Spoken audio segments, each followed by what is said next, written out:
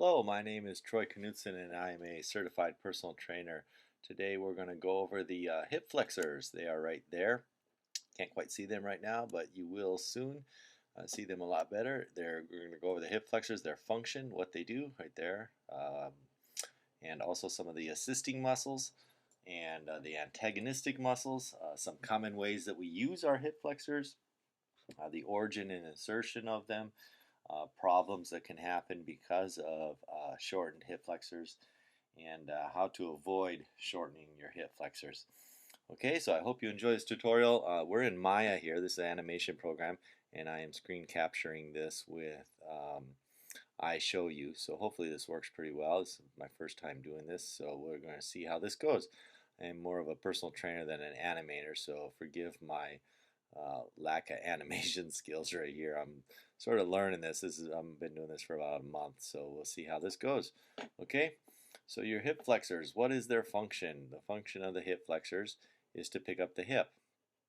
And where are they? The hip is right there. It's moving around. We can see it better at this angle. So here's your hip, and your femur bone, there's your quads. Hamstrings would be in back, glutes are back here. Hip flexors would be right about there. So I'm going to get rid of some of these layers here so that you can see your legs a little bit, see the hip flexors better. So there, we got rid of some leg muscles. Now we're going to get rid of some of the upper body muscles there. So some in the torso. And where is that at? I'm looking for our torso muscles. There we go. Got rid of them. Perfect. So now we have a better view of our hip flexors right there. Right there's our hip flexors. They connect at around what would seem to be a little lower here, around T12, and down to the lumbar spine here is where they connect all along here. You can see these are fairly long because they connect all the way through there. All right, this is their origin, and then they insert down here at your femur bone, top of the quads, right down there. So the function then, if they're up here to down there, would be to accelerate, actually concentrically accelerate hip flexion, which is picking that hip up right there. See that from the side. Pick that up. Boom, right here. These hip flexors flex the hip. They concentrically accelerate hip flexion, which means they accelerate it. So if your knee is down here and you want it goes from not moving to moving and goes up, it would be accelerating hip flexion. So that's what the hip flexors do. They accelerate that movement, either from a stopping movement to faster, or from a certain speed to going even faster. So they concentrically accelerate hip flexion, and this is your hip, and they accelerate that movement up. That's their job. Okay, so that's how they function. The assisting muscles, which muscles help out? Not the quads, so we're going to get rid of the quads out of this picture because they don't help out. So there, we got rid of them. What does help out? What helps out is your abs. We can't see those there, and your obliques. So those are in the front. Those help out with hip flexion. And also your adductors. These are your adductors. And what they do is they connect to your pelvis and then down to the femur bone as well. So since it's kind of up there and to the side of here, you can see how they also would help to lift up. So those are your adductors that help out in that movement. So if the hip flexors ever get shortened, we're going to fully animate this so we can move around here. If your hip flexors ever get shortened or not functioning right, what will happen is the adductors will pick up the work, or even your calves will start pushing off because the hip flexors can't pick up.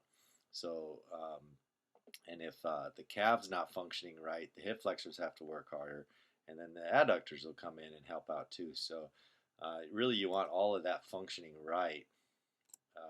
Your calves, when they're on the bottom here, to push off when you're going to walk in a movement walking. You want your calf to push off, your hip flexor to pull up, and the adductors to help out. So if anything's not functioning right, that order and how that happens isn't gonna work. Okay. So, and the antagonistic muscle. So we're gonna go over what's the opposite muscle to that is your glutes. We're gonna turn on a little bit more here so you can see that your glutes are your antagonistic muscle. When the hip flexors, if the hip flexors concentrically accelerate hip flexion, the hip extenders, what would extend this hip backwards would be your glutes. When your glutes pull, boom, that's what they do. They'll pull you back. So, or if you're laying on your stomach and you pushed up, you did kicks or actually squatting and you're pushing up, um, your glutes do a lot of that work, or actually in lunges or any sort of kickback movement, your antagonistic muscles to your hip flexors are your glutes right there, and they concentrically accelerate hip extension, not hip flexion, but hip extension. So your glutes do hip extension, and your hip flexors do hip flexion. Okay, so that's your antagonistic muscle. What happens if this is shortened? If you shorten your hip flexors from doing a lot of hiking, a lot of sitting down, a lot of any movement where this hip is going from down to up. Any movement that's happening a lot. Anytime that you're accelerating hip flexion a lot is going to shorten them, or even sitting at the computer. Why? Because this distance is short here. It's not very long. It's short here and long right there. Okay, so you don't want to sit a long time. That's going to help shorten them. And if you shorten them for a long time, what will end up happening is this. Remember where they inserted in the back here? Uh, we'll get rid of that torso again. If they insert back here at the spine, around T12 and the lumbar spine area, what'll happen is they can actually start pulling on your spine, and a disc can slip out. If these muscles pull on a disc and your vertebrae and a disc pulls out, it can hit a nerve, and then you got all kinds of back pain hurting there. So you want to make sure that you're stretching these often. Okay. Otherwise, or you can get some pain actually down your leg too if it cramps on a nerve.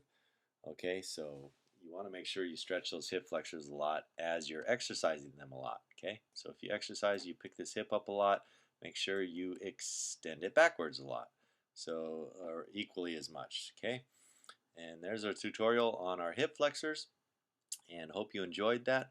Hope you enjoyed the animation there. This is in Maya again, and I'm Troy Knutson from gothealthandfitness.com or exercisewithtroy.com. Go check them out. Hope you enjoy it.